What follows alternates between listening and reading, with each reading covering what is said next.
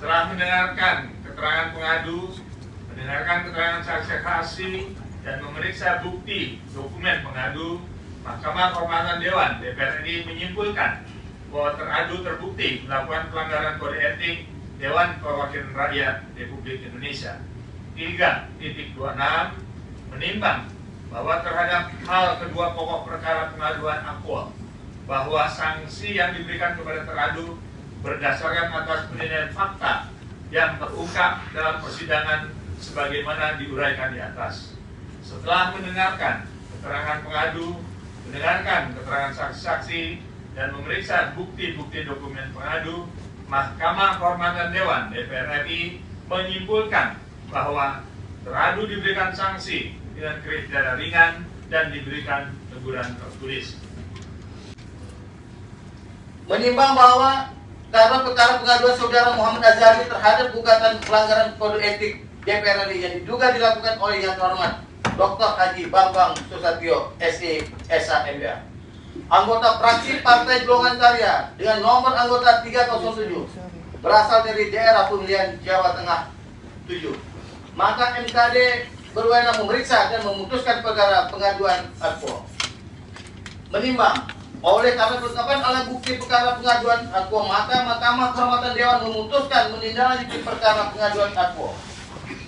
Menimbang bahwa pengadu pada pokoknya mengendalikan bahwa teradu selaku Ketua MPR mengatakan bahwasannya jika partai politik telah sepakat untuk melakukan amandemen Undang-Undang Dasar 1945 dan memastikan siap melakukan amandemen Undang-Undang Dasar 1945 tersebut, termasuk untuk menyiapkan aturan peralihannya. Menimbang bahwa teradu telah diundangkan dalam sidang Mahkamah Kehormatan Dewan DPR RI pada tanggal 20 Juni 2024 dalam rangka permintaan keterangan perkara pengaduan akuo. Namun teradu tidak hadir dan menjawab surat panggilan sidang melalui surat. Menimbang bahwa alasan ketidakhadiran teradu sebagaimana dimaksud dalam surat teradu, maka Mahkamah Kehormatan Dewan DPR RI berpendapat bahwa surat dari teradu yang diajukan kepada Ketua Mahkamah Kehormatan Dewan DPR RI tanggal 19 Juni tahun 2024 perihal pemanggilan sidang tidak dapat dijadikan dasar teradu untuk tidak memenuhi panggilan sidang.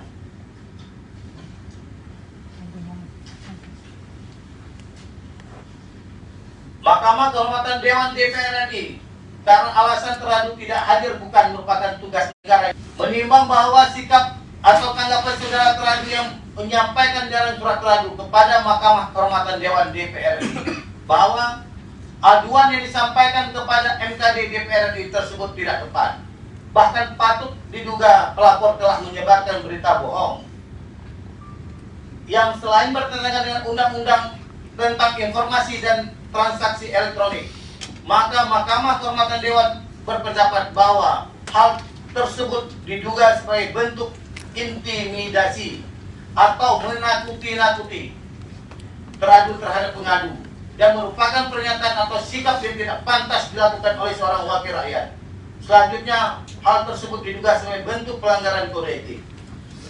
Menimbang bahwa teradu sebagai anggota DPR sekaligus Ketua MPR RI telah berpotensi membuat kegaduhan suasana politik dengan membuat pernyataan di media massa yang seolah-olah pernyataan tersebut merupakan pernyataan institusi lembaga MPR RI. Menimbang bahwa perbuatan teradu telah mengakibatkan kesimpangsiuran informasi di masyarakat terkait rencana amandemen Undang-Undang Dasar Negara Republik Indonesia 1945 yang disampaikan teradu. Karena apa yang disampaikan Pak Anjar Puskara dan Pak Ahmad Basara. Menimbang bahwa dalam rapat gabungan MPR RI tanggal 30 Mei 2024, sikap fraksi Partai Gerindra ada setuju keempat substansi yang sedang dibahas untuk selanjutnya dipelajari oleh fraksi agar didiskusikan lagi pada rapat gabungan selanjutnya. Adapun keempat substansi tersebut yaitu A. Draft PPHN. Pokok-pokok haluan negara. B. Undangan-undangan DPR, MPR. C. Draft tata tertib MPR serta perubahannya. D. Majelis Kehormatan MPR RI. 3.23 menimbang bahwa terhadap pokok perkara pengadu Aquo, MKD berpendapat pada pokoknya ada dua hal yang patut untuk dipertimbangkan, yaitu pertama, terkait dugaan pelanggaran kode etik DPR oleh teradu, dan kedua, terkait sanksi yang diberikan kepada teradu.